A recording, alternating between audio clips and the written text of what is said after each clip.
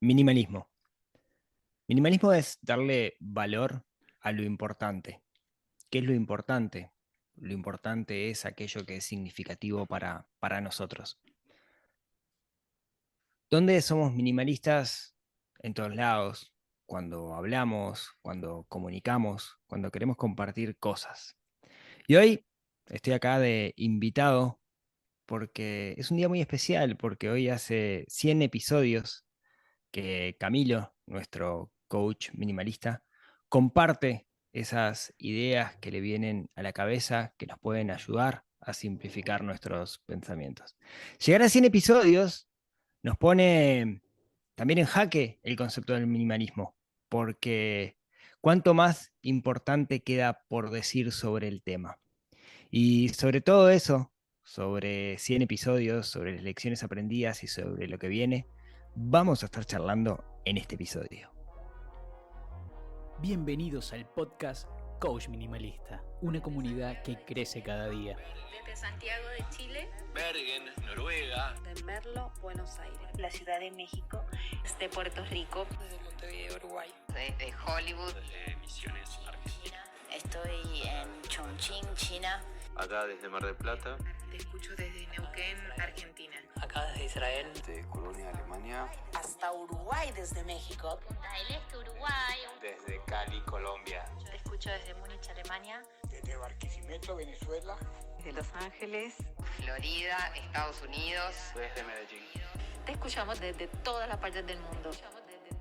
Gracias a todos por estar un jueves más en esta linda comunidad donde, simplificando nuestros pensamientos, vamos a alcanzar nuestros objetivos. ¡Comenzamos!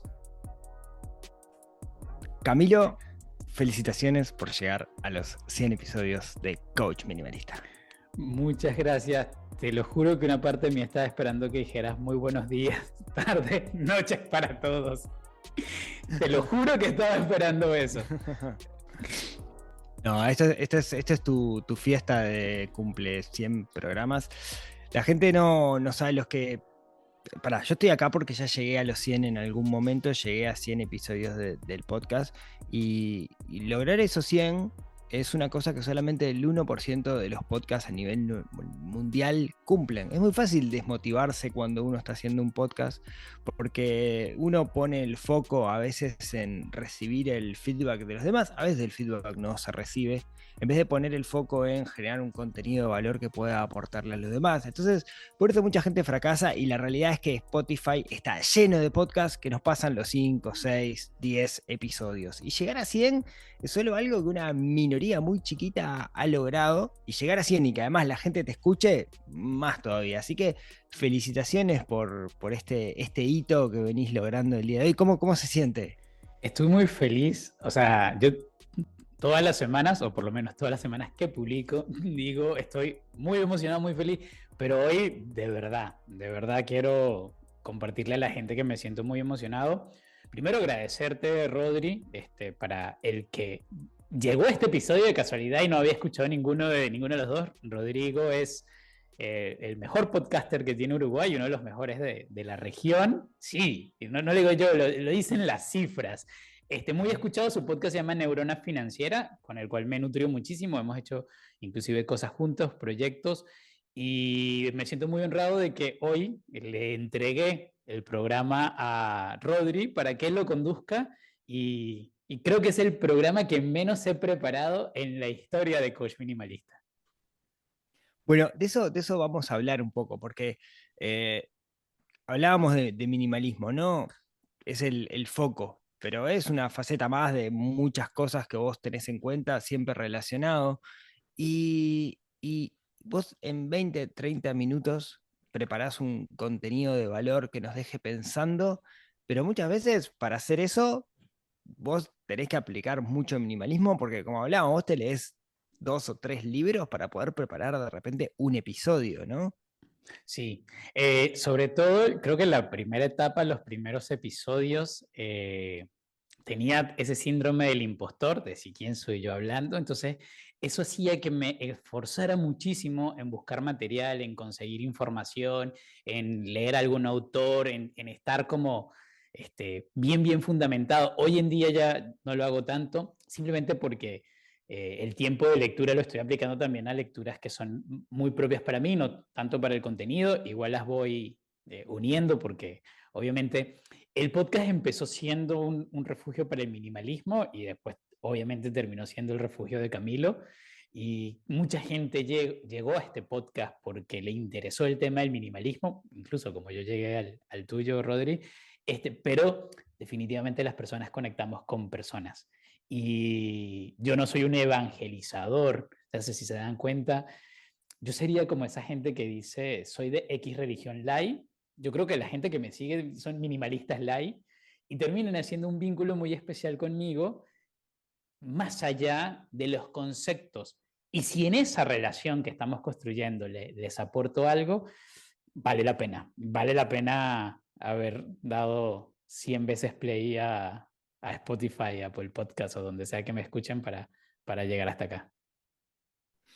Así que lo que nos está diciendo es que tenés más de 2 vasos en tu casa y más de 2 juegos de cubiertos. ¿Sabes qué es muy gracioso ahora que dices eso? Hace poco tuve como una experiencia muy graciosa y es que me visitó familia de Colombia, unos primos, y ellos antes de venir están como muy con la idea que contaban mis padres de que yo no tenía nada.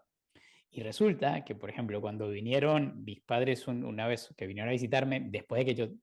Los que escuchan el podcast saben que vendí todo en un momento de mi vida, me quedé sin nada. Y yo tenía justamente un juego de platos para 2. O sea, tenía 2 platos hondos, 2 platos planos. No tenía más que eso porque en realidad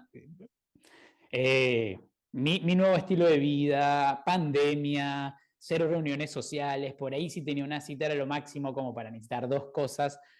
No necesitaba más. Y cuando llegaron ellos fue como que, ok, tengo que comprar un juego de platos. Y compré como uno de 4 y lo gracioso es que después un amigo me regaló uno y yo dije, ¿qué estoy haciendo yo con 8 platos? O sea, te lo juro que yo pasé de tener además una vajilla que era como de 16 personas a impresionarme de tener hoy en día 8 platos y nada, digamos que la vida me da la oportunidad de romper platos sin tener que salir corriendo.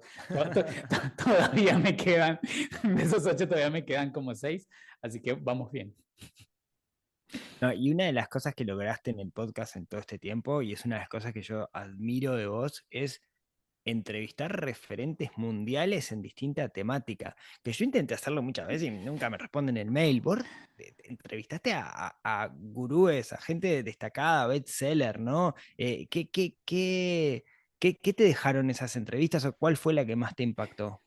Bueno, primero, creo que, y sobre todo ya que este es un episodio de elecciones, y eso aprovecho para dárselo al público, es tocar la puerta. O sea, yo creo que más allá de las personas que entrevisté, que son muy valiosas, todas las que entrevisté, empezando con mi primera entrevista fue contigo y lo valoro muchísimo porque... Marcó la vara eso. Exactamente. Después de ahí, cualquier autor traducido a 42 idiomas no se iba a negar.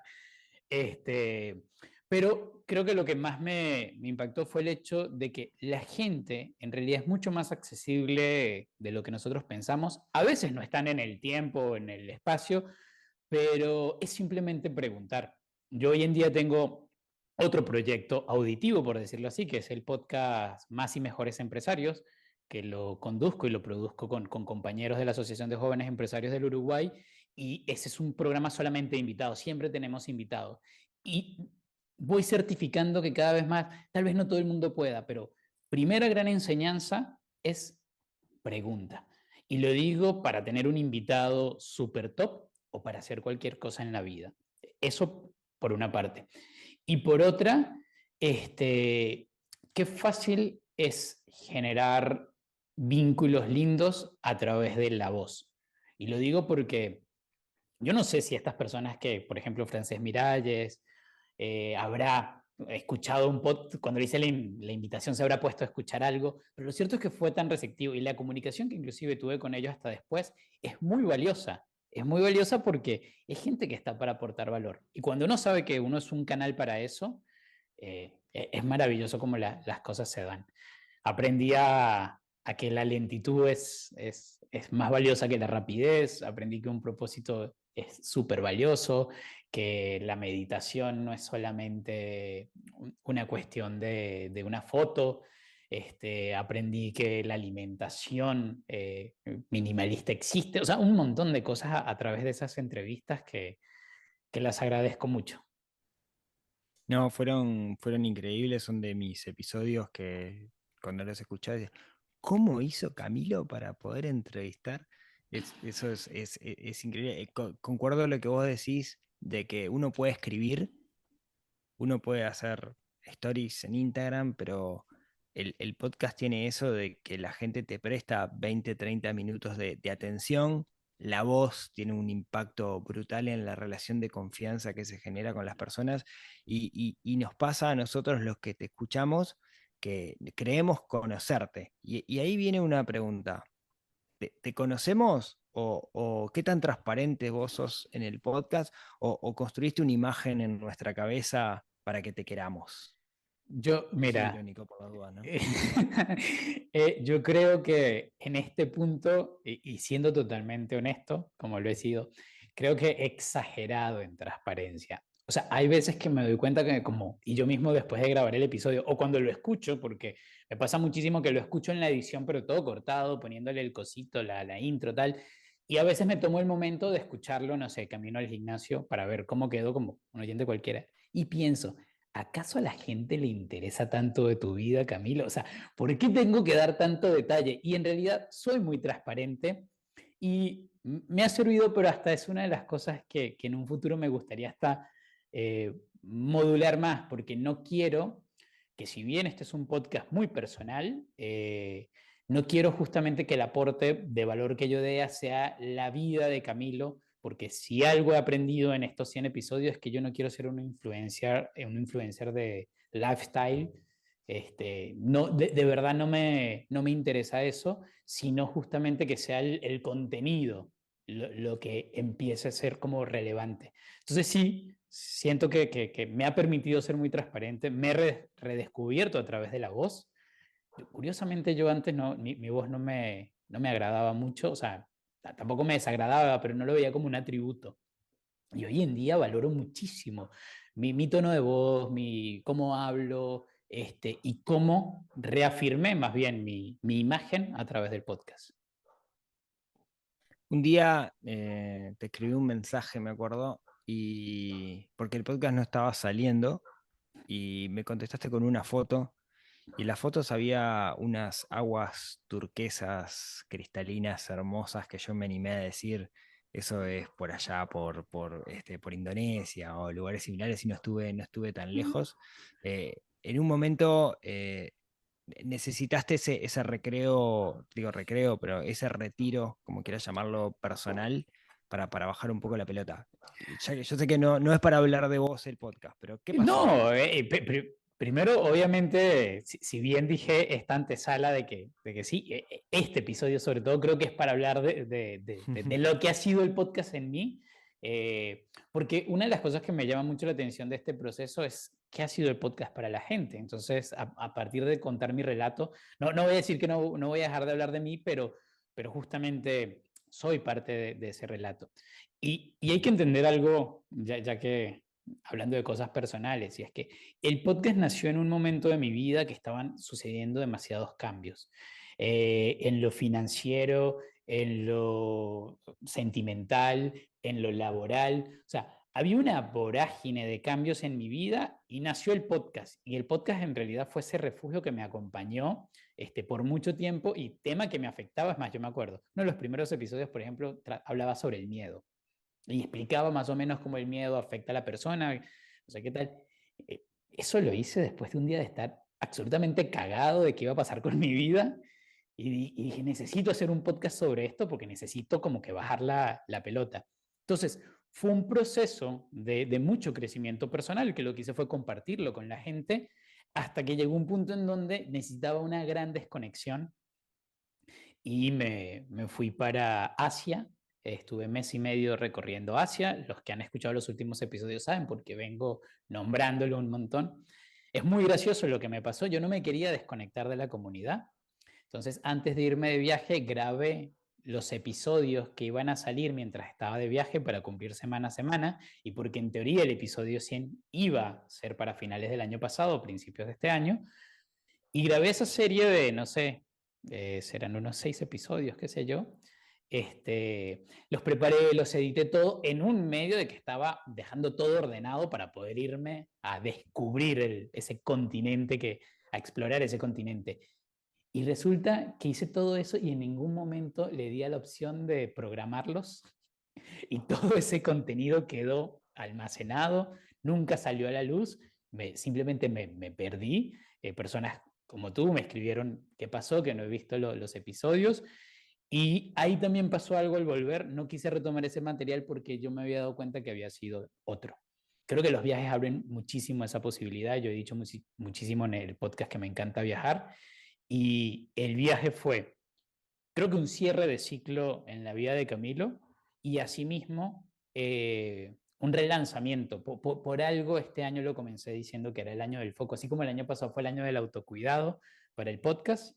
Este año es el año del foco, es porque sí, me generó una energía increíble. Vos decías que no eras el mismo cuando volviste del viaje que cuando antes de irte, y bueno, tenemos unos episodios apócrifos que en algún momento saldrán a la luz, quién te dice, pero los viajes te cambian, sin duda, y esto de 100 episodios también es un viaje. Entonces la pregunta es, si miramos para atrás y vemos el Camilo de hace 100 episodios y vemos el Camilo de ahora, ¿cuáles son los principales cambios? ¿Qué enseñanzas o qué le dirías a esa persona, digamos, de hace 100 episodios, que sos vos? Wow, qué buena pregunta, Rodri. A ver, primero, ¿qué cambios? Uno, siento que hoy en día me siento mucho más confiado conmigo mismo. Yo lo dije hace unos minutos, que dije que al principio uno suele en cualquier cosa en la vida tener ese síndrome del impostor.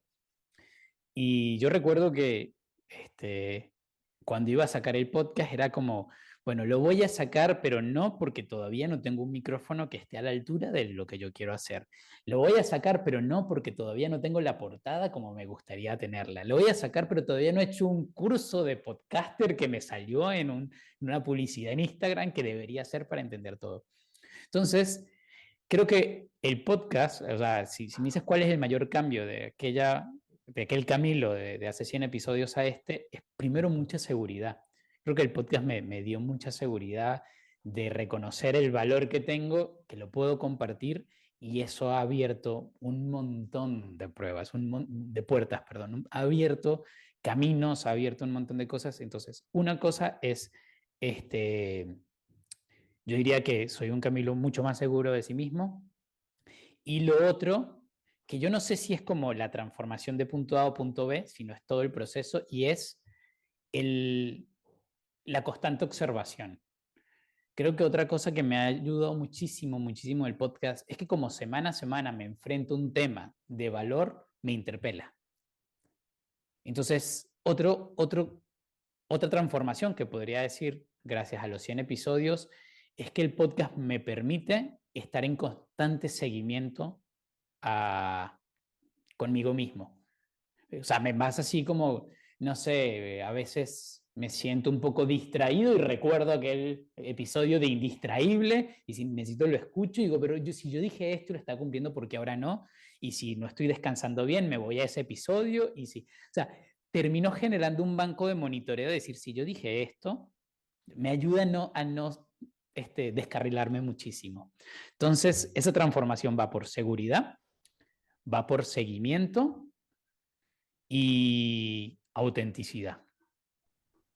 Acabas de decir uno de los secretos que tenemos oscuramente guardados, aquellos que hacemos podcast y que hablamos de nosotros mismos muchas veces en el podcast, y que el podcast es un diario, ¿no? Tanto se habla de... A mí siempre me costó sentarme a escribir lo que siento, no sé qué, no sé cuánto, pero en realidad yo lo hago con el podcast y vos haces lo mismo, y una de las cosas que hacemos, estoy seguro que vos también lo hacés, lo mencionaste recién, es escucharnos a nosotros mismos, porque en otro momento ese nosotros de ese momento que de repente estaba iluminado por un alito de sabiduría que después desapareció, como suele pasar, nos puede ayudar mucho, ¿no? Y eso es una de las cosas que hacemos, aquellos que hacemos podcast, es nos escuchamos a nosotros mismos cuando lo necesitamos, no todo el tiempo, ¿no? Porque esos mensajes a veces se diluyen, no somos que vos hablás un día del miedo y lo racionalizaste y ese día y eso te ayudó, pero después desaparece un poco ese impulso o ese viento a favor y volver a escucharte es una clave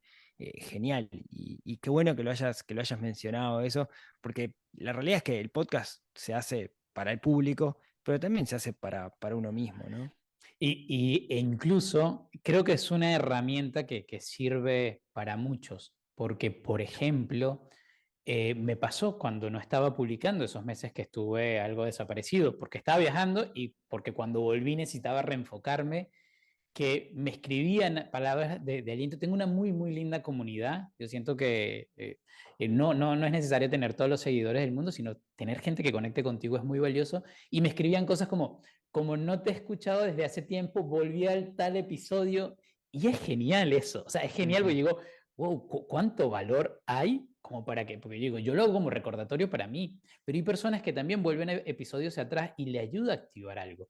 Entonces, creo que esa gran transformación que tuve en estos 100 episodios pasa justamente por eso, por hacerme el seguimiento y saber que las cosas están ahí, que eso también está buenísimo. O sea, nada de esto es inventado. Si bien tuve episodios que me leí 2 libros para poder hacer el contenido, hubo otros que simplemente me solté a hablar desde lo más profundo de lo que sentía y ahí está, ahí quedó. Y el público me permitió también hacer eso. El otro día veía un documental de Netflix que, como de costumbre, no me acuerdo el nombre, pero es de una señora que hizo una charla TEDx donde hablaba de vulnerabilidades. Y ella decía que valentía y vulnerabilidad están en la misma página, que uno es valiente cuando enfrenta sus vulnerabilidades. Y creo que vos muchas veces lo que haces en el podcast es poner arriba de la mesa tus propias vulnerabilidades y te felicito también por esa valentía que es exponer lo que tenemos adentro también como forma de sanación. Sí, tal cual.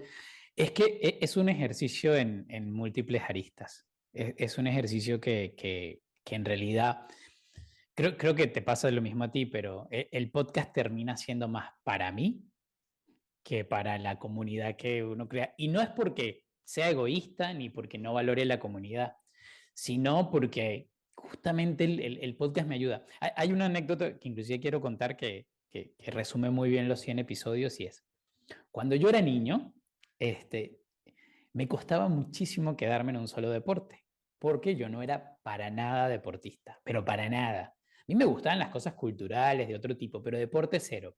Mi madre y mi padre nos criaron con que siempre teníamos que tener actividades extracurriculares. Y entre esas algún deporte, porque el deporte da disciplina, etcétera, etcétera.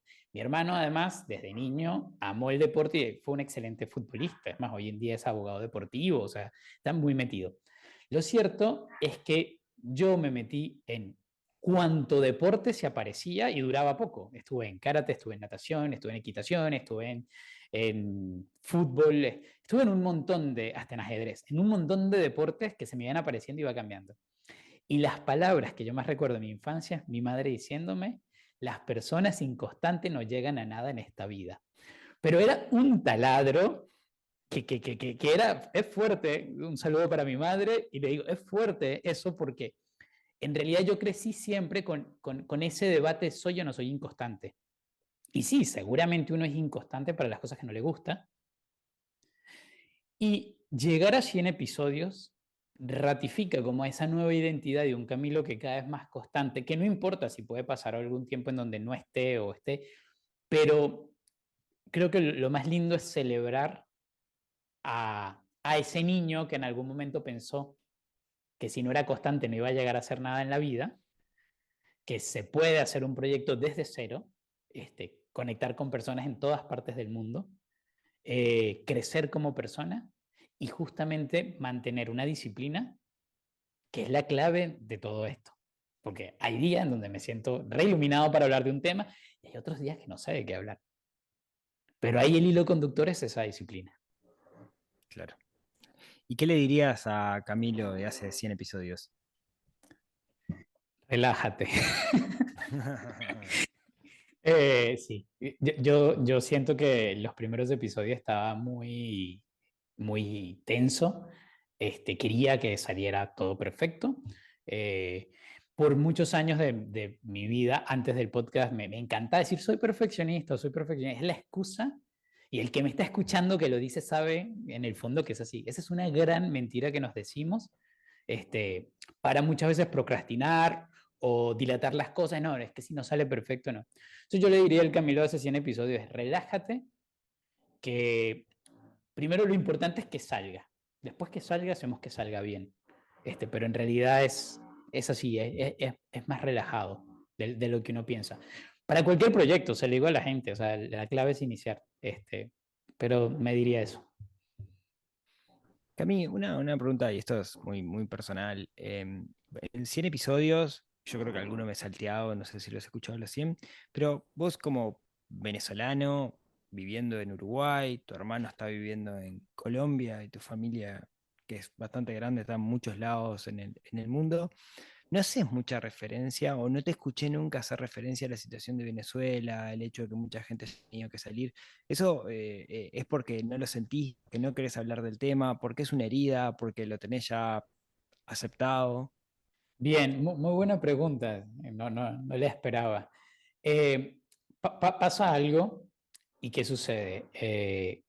Una de las cosas que tiene mi trabajo es entender a la gente. O sea, cuando yo realizo un proceso de coaching, un proceso sea para una empresa o sea para una persona, yo necesito entender la entidad con que estoy hablando.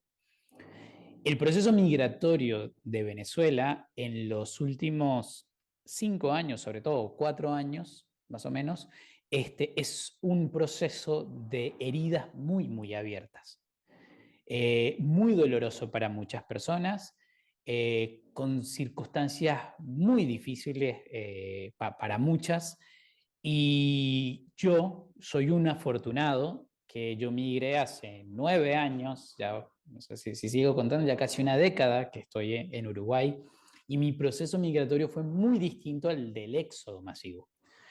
Entonces, primero, al reconocerme que estoy desde un privilegio, porque simplemente la fecha, las circunstancias, el modo que yo decidí para migrar se diferencia de muchos, entonces siempre quise tener respeto, porque si yo hablaba de lo maravilloso que era migrar, que para mí fue un proceso maravilloso, nunca quise ofender a alguien que se sentía separado por obligación de su familia, que se sentía desterrado, que se sentía limitado.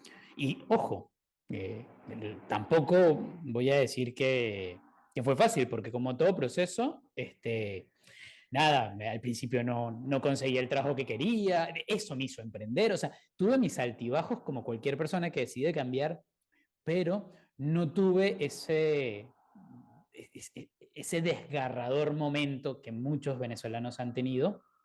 Entonces, por una parte, por respeto, siempre quise como que ese tema no enfocarme.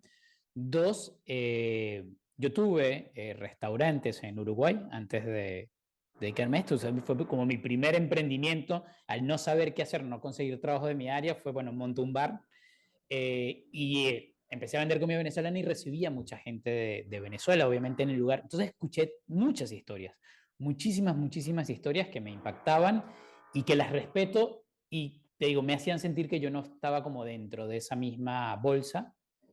Entonces, una parte es por eso y otra, que no es menor, es que yo soy de familia colombiana, o sea, soy de familia migrante. Entonces, el haber crecido con todos mis tíos, abuelos, primos, etcétera, de Colombia, viajando constantemente a Colombia, mis padres, ambos colombianos, si bien se parece mucho a Venezuela, sus particularidades fueron de mi crianza. Ya tener casi 10 años en Uruguay, o sea, me siento un afortunado de mezclas que no me hacen sentir que soy un migrante, sino que soy simplemente un latino. No sé si un día voy a Singapur, que la cultura es otra, tal vez me sienta migrante. Ciudadano del mundo. Por lo menos ciudadano del hemisferio sur, de este lado del mundo, sí. Y en eso soy un afortunado. que por eso justamente nunca le di tanta proyección al tema del éxodo gigantesco de Venezuela.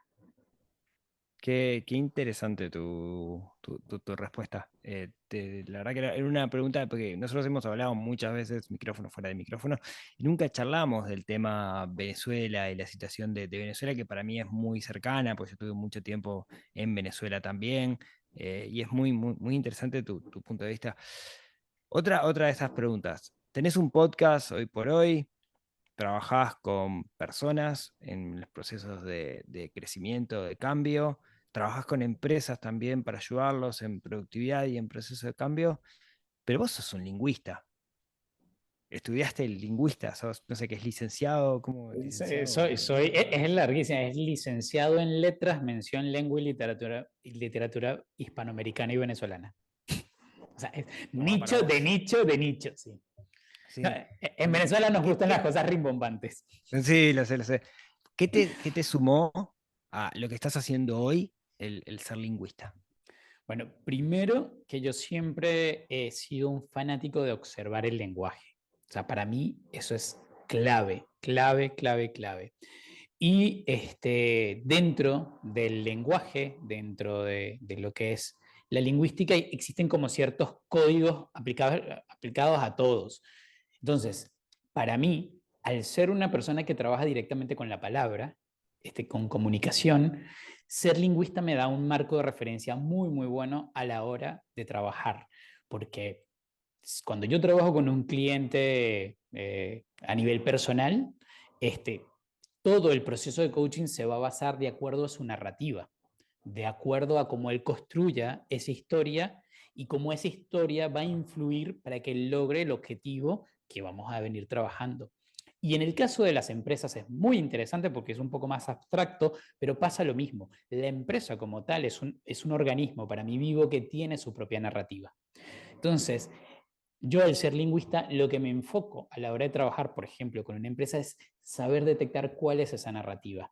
Muchas veces esa narrativa no la trabajamos, no está bien fundamentada sobre ciertos valores, ciertos pactos de funcionamiento, sino que todo es muy tácito, por lo cual se generan disrupciones y problemas dentro del entorno laboral, la planificación estratégica, alcanzar ciertos objetivos, etc. Entonces yo lo que me centro es en decodificar cómo es que se une toda esa serie de símbolos, palabras, referencias, etcétera, dentro de un contexto que para mí siempre es lingüístico.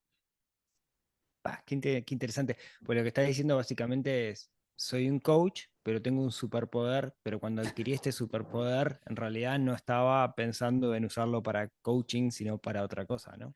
Es muy gracioso porque al ser un egresado de la carrera de letras, muy poca gente sabe para qué sirve. A lo largo de la carrera muchos estudiantes tampoco lo saben y algunos lamentablemente nunca llegan a descubrirlo. Yo me metí en realidad en letras porque amaba escribir y en mi cabeza yo iba a ser escritor y dije nada, o sea, voy a estudiar letras. Antes quería ser arquitecto. Cuando tuve que decidir mi carrera, decidí estudiar letras. Cuando dentro de la carrera conozco la parte lingüística, me fascina y me voy por todos los seminarios de investigación y me especializo en la lingüística. Y me reenamoré porque yo decía, esto es una ciencia que me gusta. Porque las otras no me molestaban, pero nunca fui de física, química, de esas cosas. Y esto es ciencia pura y me fascinó todo lo que descubrí, todo lo que pude meterme dentro de la carrera y después le empecé a aplicar a todo. Yo en Venezuela llegué a hacer hasta análisis de discurso político y para mí era mágico ver las cosas que yo sacaba de ciertos lenguajes y después cómo en la realidad eso se contrastaba. Es buenísimo. Sí. Recalco ese punto, ¿no? De la narrativa que nos construimos a nosotros mismos sobre nosotros mismos, que muchas veces es lo que nos limita y no nos damos cuenta. Yo te pongo un paralelismo, no quiero hablar de mí, pero muchas veces la gente dice, va a bajarlo a tierra. Yo soy un desastre con las finanzas lo que está haciendo es construyendo, digamos, una idea en su cabeza de que es un desastre en la finanza, ¿no? Es como muy obvio, pero cuando empezás a compilar eso, es que decir, bueno, vamos a la causa raíz de esto, y en realidad no es que sea un desastre, en realidad se están intentando convencer porque alguien se los dijo, y el primer paso justamente es entender cuál es la narración que nos construimos a nosotros mismos para intentar cambiarla. Ahora, no es fácil ver cuál es esa narración, y veo que tenés una habilidad poderosa para poder hacerlo. Y algo que cuando nació el proyecto de Coach Minimalista, porque además, fíjate lo osado, que creo que sería la palabra, que fui yo, que dije, bueno, soy un lingüista que se puso a estudiar coaching y programación neurolingüística, o sea, como para tener ahora herramientas directas de ayuda a la gente, pero además decidí, por interés, llevar un estilo de vida lo más minimalista posible. Me encanta la filosofía asiática, en especial la japonesa. O sea, me metí como en una onda y yo dije, voy a hacer un sincretismo de todo esto, me lo voy a comer, y lo que escupa sale, y salió Coach Minimalista. Entonces yo justamente, a partir de esas herramientas, lo que busco es simplificar los procesos. Tomando tu propio ejemplo, soy un desastre en las finanzas. Eso lo pueden decir mucha gente que nos escuche, y que sea uno de los pain, de los dolores que tienen las personas. Entonces uno agarra y dice, bueno, vamos a empezar a deconstruir esa oración que dijiste, soy un desastre en las finanzas. Primero, ¿qué es para ti ser un desastre? Entonces ahí uno empieza como a entender primero ese juicio que tenemos a nosotros mismos, y después a ser un poco más justos. Y dicen, la verdad es que no soy un desastre en las finanzas, soy desordenado en las finanzas, que no es lo mismo que un desastre. Ya, ok, ahora bien, vamos a la segunda parte, al objeto directo. Y en la finanza, ¿en qué eres desordenado? Entonces, después todo se resume al, no he podido llevar mi registro de gastos. Claro. O sea, es como que nunca salí de esa etapa 1. Entonces, claro, al bajarlo a lo micro, a lo esencial, a lo mínimo, y es donde yo utilizo como esta lingüística minimalista, lingüística verbal, es decir, bueno, ¿cómo ahora empezamos a trabajar en un plan serio, no para que dejes de ser un desastre en las finanzas, sino primero para que ordenes tú, entre paréntesis, eso que detectamos en la finanza, que hay que comenzar a trabajar? El reconocimiento, el merecimiento, de todas las cosas después vienen y empiezan a darse solas. Pero primero es detectar, porque es muy difícil salir de soy un desastre, es muy difícil salir del yo no sirvo. No, claro. Es que yo no nací para eso. Claro. Entonces uno al final lo que es un acompañante para que la persona vea que no es tan grave como se piensa. Qué lindo. Y qué lindo campo de batalla que es probar todo esto con un podcast, ¿no? Donde tenés el desafío de que estás hablando a alguien que eventualmente no lo puedes escuchar, o escuchas solamente un porcentaje, que son aquellos que te responden de repente por redes sociales. Y es una de las cosas más feas también que tiene el podcasting, ¿no? Que uno le encantaría hablar con cada uno de esos oyentes que están del otro lado y no podés hacerlo. Y vos tenés algo que es muy lindo, que es que esa comunidad se abre mucho contigo, y tenés una de las intros que a mí me encanta, que para mí son de las más lindas que he escuchado, ¿no? Que es esa gente saludándote de todos lados. Sí, eso fue muy lindo. Yo me acuerdo que eso fue cuando cumplí el primer año, que quería hacer algo y dije, bueno, el que me quiera mandar un saludo, pero fue así. Y cuando escuché todo eso, y después me seguían llegando, yo ya había hecho la pista y no los metía porque no quería que fueran 3 minutos de intro. Fue un proceso muy lindo. Ahora me doy cuenta inclusive de algo, que estamos conversando, esto de querer ayudar a cada uno y eso. Y es que creo que es la primera vez, o sea, que explico exactamente mi método, dado que esta conversación se dio así, de cómo trabajo, cómo influyo en la vida de las personas en trabajos puntuales o en la vida de las empresas. Y es porque durante los primeros episodios, yo me acuerdo que una colega de la Asociación de Jóvenes Empresarios me dijo un día, Cami, me encanta tu podcast. Dijo, pero no sé lo que vende. Le digo, no, es que no vendo nada. Me dice, pero igual, me dice, me encantaría. Me dijo, yo ni siquiera sé si te puedo preguntar si me haces coaching o no, porque me dice, nunca has hablado de cómo esto puede seguir otro nivel. Y yo es como que es verdad. Y ahí yo también me di cuenta de mis propias limitantes. Y pues es que yo no quiero hacer esto como para vende, o sea, compra, no. Y después empecé a comentar, tipo, bueno, con clientes que estoy haciendo esto, no sé, y empezó a llegar además un montón de trabajo.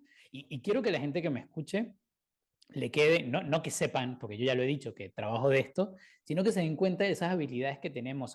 Eso sobre todo para los emprendedores. Cómo saber hablar de nuestra propuesta de valor constantemente nos ubique en otro punto de relacionamiento con las personas. A mí las personas que me escriben y se abren conmigo es porque en algún momento ya están seteadas de que va a haber un resultado positivo al hacerlo. Nadie cuenta sus penas simplemente por contarlas. Entonces ya están predispuestos a algo positivo. A algunos le puedo dedicar más tiempo en las redes por mensajes, otros los derivo obviamente a ya consultas profesionales y otros a veces me encanta cuando me escriben y caí en cuenta de esto. Y es mágico lo que pasa con este diálogo en donde hay un montón de partes que parecieran que están mudas y que una sola habla y que en realidad es todo lo contrario. Yo estoy hablando constantemente con la gente. Sí, sí. Y es re lindo cuando te reconocen en la calle y te dicen, vos sos Camilo, el de Coach Minimalista. Sí, la primera vez que me pasó en una pizzería y me sentí re importante. Al principio me dio como un poquito de vergüenza, pero después me sentí re importante. Además estaba con un amigo y me decía, no me habías dicho que eras famoso. Y dije, es que no soy famoso. Me dice, pero te saludaron en la calle. Y para los que nos escuchan en otras partes del mundo, Uruguay es muy chico. O sea, es muy fácil de que te encuentres a cualquier persona en la calle. Si no toca ser como Rodrigo, que tuvo que exiliarse a las afueras en la zona rural para que las hordas de fanáticos no lo persiguieran. No, pero también es una realidad que al uruguayo le cuesta también bastante cuando ve, vos te puedes encontrar con una figura conocida de la televisión, que son tipo, y el uruguayo le da fiaca ir y decirle, ¿me puedo sacar una foto contigo? Cosas por el estilo, es como muy tímido, ¿no? ¿Sabe? Aquí les cuento algo a todos nuestros oyentes sobre los que no son de Uruguay, esto es muy gracioso. Yo no sé si tú sabes el mito Keanu Reeves, que Keanu Reeves estuvo viviendo en Carrasco, y para los que no sepan, bueno, Carrasco es una zona de Montevideo, aparentemente Keanu Reeves se vino unos meses para acá, dicen muchos que lo vieron, pero lo gracioso es que nunca se filtró nada, porque a la gente le da como cosa decir, ¿para qué voy a molestar a este que se parece a Keanu Reeves? Y resulta que el loco estaba feliz descansando cada que nadie jode. Sí, sí. Bueno, sí, eso es parte de la idiosincrasia, así que el hecho de que llegue el agua hasta arriba, desborde el vaso y alguien en la calle te pare para decirte, vos, gracias, escuché tu podcast, quiere decir que uno que lo hace, hay muchos más que no lo hacen y no se están animando. Sí, y después empezó a darse como en varias oportunidades y me sentía re contento y al mismo tiempo sentía como mucha responsabilidad.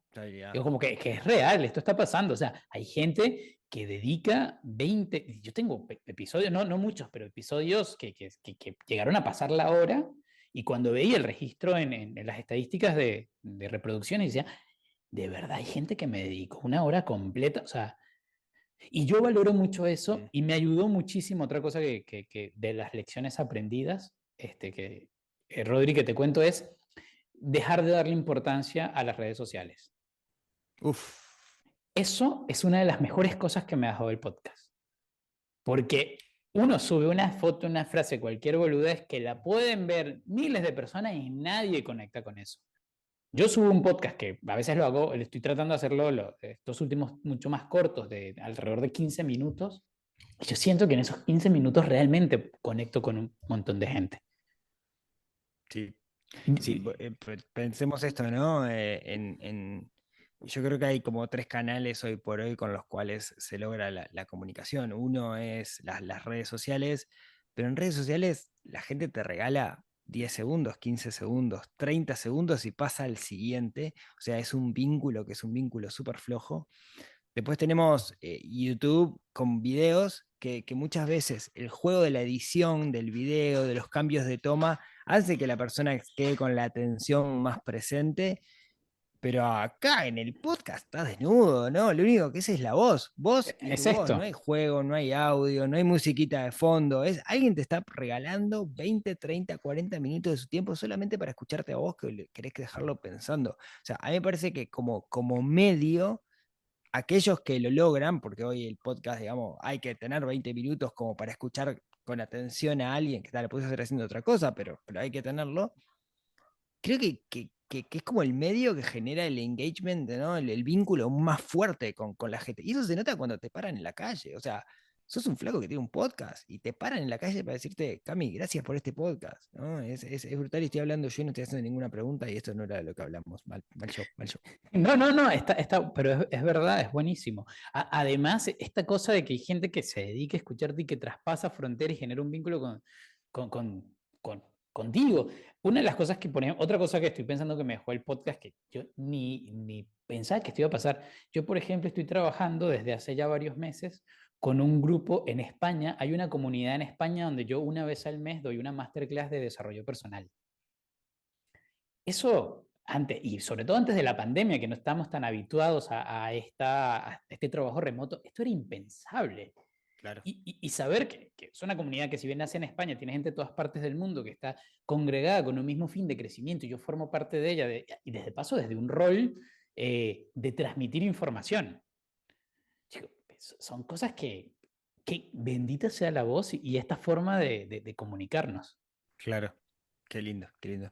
Cami, para ir ya, porque nos fuimos a largo y ir terminando, ¿qué nos depara el futuro de Coach Minimalista? ¿Te vas a ir a recorrer Rusia en algún momento y nos vas a dejar tirados? ¿Qué va a pasar? No me tientes que podría pasar eso, pero fíjate algo. Uno, sabes que ayer cuando hice la pregunta en Instagram sobre si querían hacer una pregunta o mandar saludos, primero agradezco a todos los que mandaron saludos, un montón de gente, Colombia, Estados Unidos, Puerto Rico, Uruguay, Chile, Argentina. O sea, y digo solo los países porque no me da para nombrar son los que recuerdan a México. Primero, gracias a todos. Hubo alguien que se hizo una pregunta que me encantó y que decía como en una palabra, del 1 al 100, ¿qué palabra yo diría? Y desde ayer la estoy pensando y tiene que ver con tu pregunta sobre el futuro. Y para mí la palabra es justamente transformación. Yo soy una persona que se transforma muchísimo. O sea, yo me he reinventado un montón de veces y por eso me siento con mucha autoridad de decirle a la gente: reinvéntese. Y hágalo, y inténtelo. Entonces, el futuro de Coach Minimalista está por definirse. Vienen cambios en el podcast, y simplemente porque la etapa de mi vida en que nació el podcast es muy distinta a la etapa de mi vida que estoy viviendo hoy, por lo cual siento que el podcast se va a ir adaptando a ese camino y a esa aportación de valor desde otro ángulo, simplemente. Me gustaría mucho ayudar a la gente a mejorar su liderazgo, su productividad, sus ideas, a la concreción de cosas. Yo siempre lo he dicho que el desarrollo personal es como muy lindo, es como la psicología, que es una piscina donde tú conoces todas las aguas de tu mente. Siempre lo he visto así. Qué tan profundo sea la piscina depende de qué tan bueno sea la terapia que realices psicológica, pero el coach es el que te tiene que ayudar de nadar de una esquina a otra. Entonces, para mí el futuro de Coach Minimalista es enfocarme muchísimo en ayudar a que esas personas que me escuchan, sea en sus empresas o sea en su vida personal, puedan ir de un punto A a un punto B. Para eso voy a hacer un anuncio que creo que casi nadie lo sabe, y es que desde un tiempo para acá me puse a escribir cuentos infantiles con enfoque minimalista. Estoy en proceso, ¿sí?, de hacerlo. Y justamente parte de lo que yo le quiero dar a la comunidad es pensar que el tema del minimalismo es algo que se puede cultivar desde muy chicos. Entonces quiero ir como que atacando lo primero tengo al alcance, y son las letras y son los niños. Entonces estoy en ese proyecto que forma parte de Coach Minimalista. Por otra parte, creo que el podcast va a ir girando hacia temáticas más de, como lo dije, productividad, liderazgo, mucho más enfocado a la practicidad. Yo me siento que en este momento estoy muy práctico, por eso es el año del foco. Y seguir creciendo además el otro podcast que comparto con compañeros, que es el de Más y Mejores Empresarios, para además dinamizar todo esto tan lindo que es crear empresa, crecer. A mí me duele cada vez que alguien dice: ay, odio que sea lunes, o qué horrible mi trabajo. O sea, eso no debería existir. Eso no debería existir, porque sea que uno esté en relación de dependencia o sea un emprendedor, un empresario, siempre creo que está la posibilidad de pasarla bien.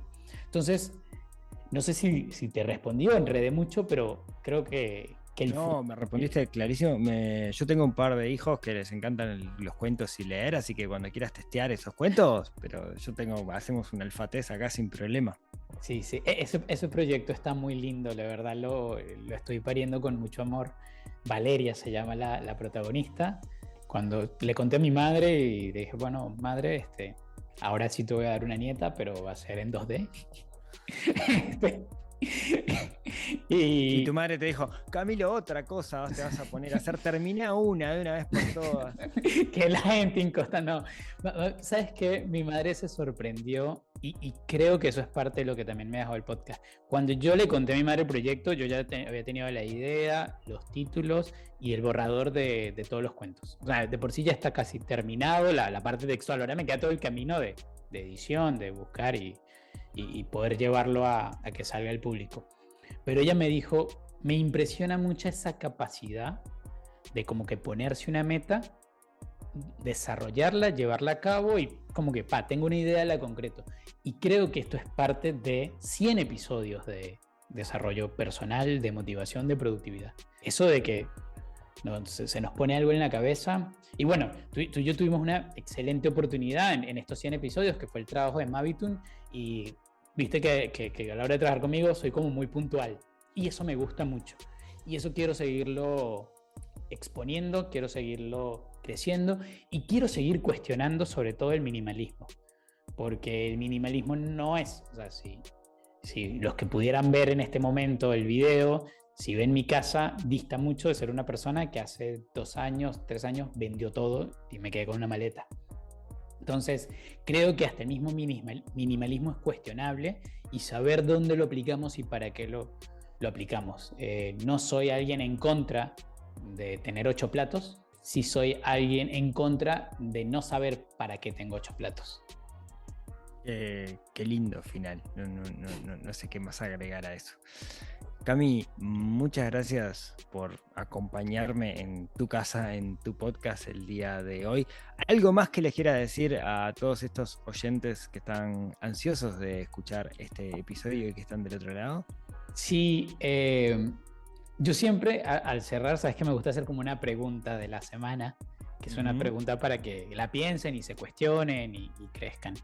Y ahora quiero hacer una pregunta, es como para mí, y me gustaría que la gente, en base a sus experiencias que he tenido con el podcast y hacia eso, pensaran en qué proponen, qué les gustaría que fueran los próximos pasos de Coach Minimalista y me los hicieran llegar, porque no hay mejor motor para cualquier persona que genere contenido, como lo hacemos nosotros, que recibir un feedback sincero de la gente que está del otro lado. Para mí, ya que Spotify no nos paga nada por esto, es el único combustible, motor y salario emocional que nos lleva a hacer esta labor semana tras semana.